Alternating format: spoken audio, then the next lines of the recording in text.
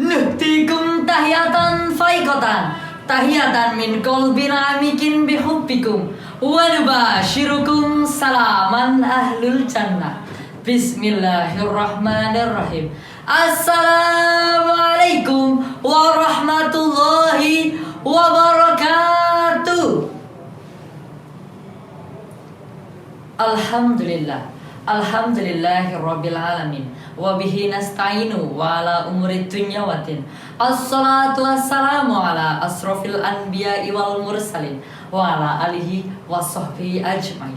Rabbi srohli sadri wa yassirli amri wahlul 'uqdatam min lisani yafqahu qawli, amma ba'du.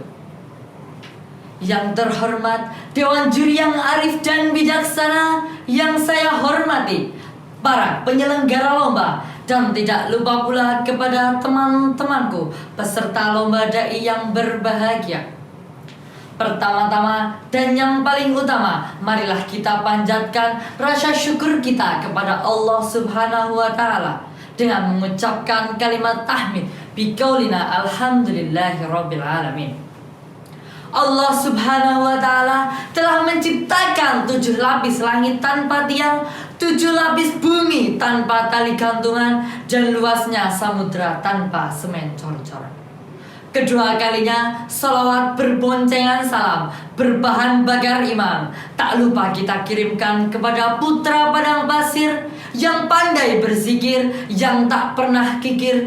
Beliau adalah Nabiyuna wa Habibina wa Syafi'ina wa Maulana Muhammad sallallahu alaihi wasallam.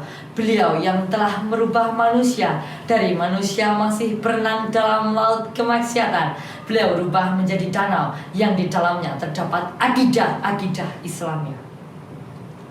Saya Fuad Fendi Ismail dari MA Plus Nurul Rahmah Pondok Pesantren Al-Kamal akan menyampaikan sebuah khutbah yang bertemakan perkembangan pendidikan dan modernisasi zaman. Sahabat dai yang berbahagia, pastinya kalian sudah mengetahui apa itu masa jahiliyah. Masa jahiliyah merupakan titik terendah bagi peradaban manusia. Perkembangan pendidikan yang ada pada saat ini tak mungkin bisa terlepaskan dari seorang tokoh yang sangat mulia di dunia ini, khususnya bagi agama Islam. Apakah sahabat dai mengetahui siapakah tokoh tersebut? Tokoh tersebut adalah Nabi Muhammad SAW. Nabi Muhammad SAW memperjuangkan pendidikan. Bahkan Nabi Muhammad SAW hijrah dari kota Mekah menuju kota Taif. Namun tak semudah yang kita pikirkan. Sesampainya beliau di kota Taif, bukannya beliau disambut dengan meriah, tetapi malah beliau dicaci maki, dilempari kotoran, dilempari batu, bahkan hingga berdarah-darah. Betapa malangnya nasib Nabi Muhammad SAW. Berbeda dengan pendidikan pada zaman sekarang, yang pada zaman dahulu hanya menggunakan secari kertas dan juga pulpen, namun pada zaman sekarang bisa menggunakan media digital yang bisa dilakukan dimanapun, kapanpun, bahkan dalam situasi apapun. Tentunya peran orang tua sangatlah penting bagi pendidikan awal untuk anaknya. Rasulullah saja pernah bersabda dalam sabdanya yang berbunyi, "Ma nahala walidun waladan min nahlin afdala min adabin hasanin." Tiada suatu pemberian yang lebih utama dari orang tua kepada anaknya selain pendidikan yang baik. Hadis riwayat Al-Hakim. Apakah teman-teman mengetahui bahwasanya bahasa pertama yang diberitahu oleh kedua orang tua kita, khususnya ibu, ialah bahasa ibu. Orang tua kita mendidik kita dari kita kecil sehingga kita dewasa, dari buayan hingga masa permulaan, dari masa permulaan hingga dipenuhi jutaan permasalahan. Tujuannya apa? pastinya orang tua menginginkan pendidikan yang terbaik untuk anaknya.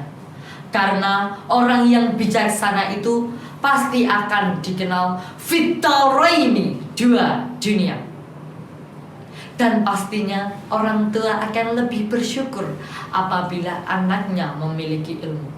Rasulullah Shallallahu Alaihi Wasallam bersabda, "Man arada dunya fa alaihi bil ilmi, wa man aradal akhirah fa alaihi bil ilmi, wa man aradahuma fa alaihi bil ilmi." Barang siapa yang hendak menginginkan dunia, maka hendaklah memiliki ilmu. Barang siapa yang hendak menginginkan akhirat, maka hendaklah memiliki ilmu. Dan barang siapa yang hendak menginginkan keduanya, kedua-duanya, yakni akhirat dan juga dunia, maka hendaklah memiliki ilmu. Seperti dalam kisahnya Nabi Sulaiman alaihi salam, ketika Nabi Sulaiman alaihissalam diberi pilihan oleh Allah Subhanahu wa Ta'ala untuk memilih antara ilmu dan juga harta, dengan kekehnya Nabi Sulaiman alaihissalam menjawab ilmu. Mengapa Nabi Sulaiman alaihissalam menjawab ilmu? Karena apabila Nabi Sulaiman alaihissalam menjawab ilmu, maka dengan otomatis dunia akan mengikutinya. Namun apabila Nabi Sulaiman alaihissalam menjawab harta, maka harta tersebut akan habis dengan begitu cepatnya tanpa adanya ilmu. Padahal orang-orang pada zaman dahulu masih sangat sedikit yang memiliki ilmu. Oleh sebab itu, maka kita marilah berlomba-lomba untuk mencari pendidikan yang terbaik. Namun pada zaman dahulu, lulusan sekolah dasar saja bisa mendapatkan pekerjaan yang mumpuni. Berbeda dengan zaman sekarang yang dituntut lulus SLTA, S1, S2, dan bahkan S3 pun masih banyak yang pengangguran. Betapa pesatnya perkembangan pendidikan pada saat ini. Bahkan pada tahun 2040 saja Indonesia akan mendapatkan bonus demografi, yang dimana pasti orang-orang akan susah mendapatkan pekerjaan. Dan orang yang mendapatkan pekerjaan itu pasti orang yang mempunyai pendidikan yang tinggi. Oleh sebab itu, marilah kita menyampaikan, mencari ilmu dengan sebaik-baiknya. Karena tanpa adanya ilmu, manusia itu bagaikan binatang.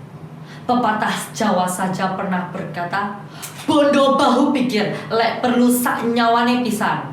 Yumkin hadza faqat minni, laqad yurja li hadis sahih burun wala burun liman jaraha lisana."